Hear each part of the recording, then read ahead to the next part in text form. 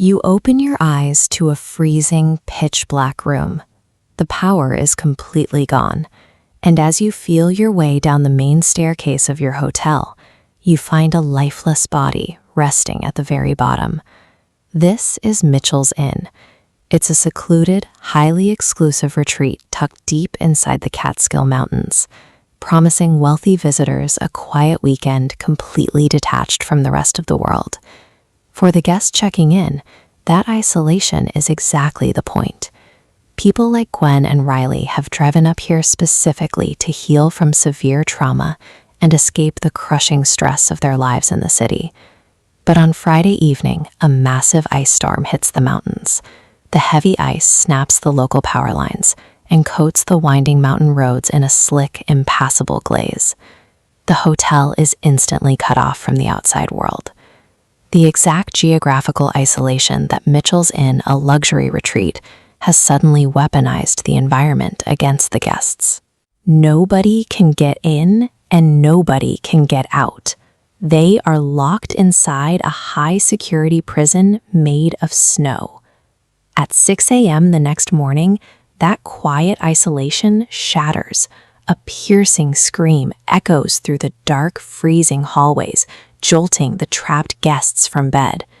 They rush to the lobby to find Dana, a young bride-to-be who had arrived with her wealthy fiancé, sprawled dead at the base of the grand staircase with a massive trauma to her head. Faced with a corpse, the guests immediately latch onto a comforting, rational theory. The power was out. The stairs were steep. Dana must have wandered out of her room, lost her footing in the pitch blackness, and suffered a tragic fatal fall. A fatal accident is horrific enough, but the true survival panic sets in when the hotel owner confirms the phone lines are dead. There are no cell towers for miles. They are trapped in a freezing building with a dead body, and they have absolutely no way to call the police or medical help. The comforting theory of an accidental fall unravels almost immediately. One of the older guests admits that late the previous night, she heard Dana screaming in a violent, bitter argument with her fiancé, Matthew. When confronted, Matthew aggressively denies everything and retreats to lock himself inside his room. To the rest of the survivors, his behavior looks exactly like guilt. But then, a second body drops. Candace, a nosy writer who had been staring at the other guests all weekend, is found dead in her room. And she didn't trip. She has a laptop cord pulled tight and strangled around her neck. Desperate, the group arms themselves and searches every inch of the pitch-black hotel. At the end of a dark corridor, they find room 202. The door is unlocked and the bed is messy and unmade. The hotel owner insists this room was empty. Finding room 202 actually gives the guests a bizarre sense of relief. An unmade bed implies a drifter or a hidden psychopath broke in to escape the storm. It allows the guests to direct their terror at an unknown boogeyman hiding in the walls, rather than suspecting the polite people standing right next to them. That psychological safety net tears apart when the guests start talking.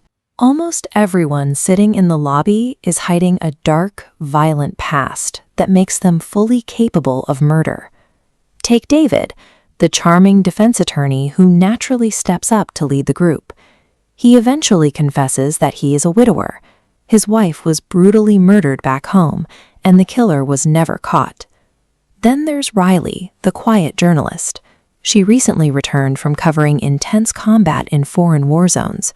She is suffering from severe, untreated PTSD, making her highly unstable and prone to aggressive panic in enclosed spaces. The final nail in the boogeyman theory comes when Bradley, the hotel owner's son, steps outside to check a broken window in the ice. Moments later, the group finds his skull crushed with a heavy metal boot scraper. Bradley was bludgeoned in the snow while the group was supposedly huddled together inside. There is no drifter. The killer is one of the normal, polite guests, and they are picking people off one by one.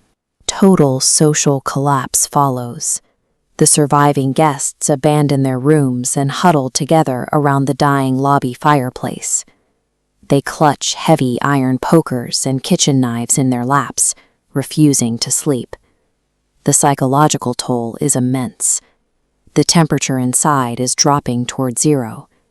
The darkness is absolute outside the firelight, and every single survivor knows that the person shivering next to them could drive a knife into their chest the second they close their eyes. The tension snaps when Henry, an older husband sitting quietly next to his wife, suddenly begins to choke. Before anyone can help, his eyes roll back and he dies silently in his chair, right in front of the rest of the survivors. Take away electricity, add a dead body, and the polite masks of society vanish entirely. Stripped of law enforcement and modern comfort, the environment reveals that human nature itself is the ultimate threat. By Sunday morning, the storm finally breaks. The sun rises over the mountains, the chandeliers flicker back to life, and the local police manage to cut their way through the ice to secure the hotel. But when the detectives process the scene, they uncover a massive inconsistency. The forensic evidence for the 4 bodies does not match the profile of a single escalating psychopath. This diagram shows exactly what the police found.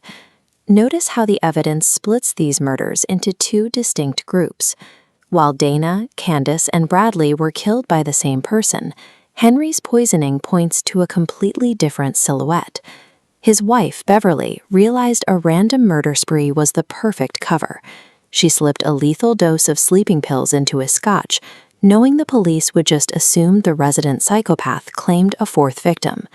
This intricate trap of paranoia, buried trauma, and hidden motives is the core of Shari Lapena's claustrophobic thriller, An Unwanted Guest. It forces a terrifying question. If you were locked in a freezing room with 10 strangers, how long would it take before you stopped trusting them? And how far would you go to make sure you were the one who walked out alive? Let us know in the comments below.